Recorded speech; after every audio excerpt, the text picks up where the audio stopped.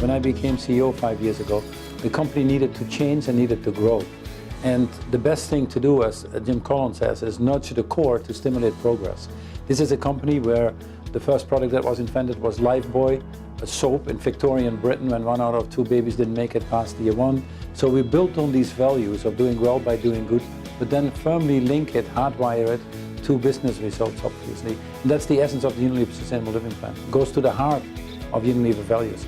We would not be able to run a company of this size and complexity, 190 countries, 7 out of 10 households, if we would not have these strong values: trust, integrity, doing the right thing for the long term, pioneering, all these things we call our values.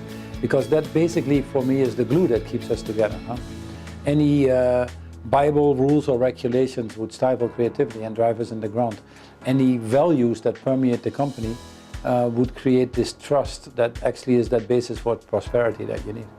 Well, the role of companies definitely have to change, and business has to understand that they cannot be a bystander anymore in a system that gives them life in the first place.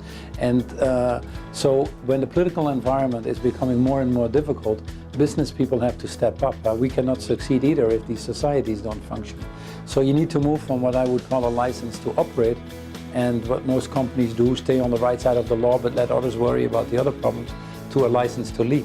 And I think the future, at least the future decade, we don't have to look out further, will be probably more initiatives coming from a business community to solve issues like climate change or hunger, or if you want to, the lack of water or the functioning of institutions. More initiatives coming from the business community that then need to take others along, whilst historically we might have expected governments to take these initiatives. It's interesting, when we did the original Millennium Development Goals in 2000, partnership was goal number 8 and was an afterthought.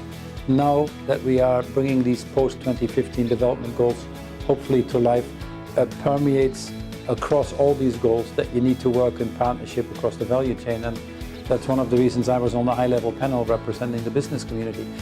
So the world is changing for the better, because the challenges we face are a little bit higher than we had in the past. So working at a different level to solve this is probably the best thing to stay out of insanity.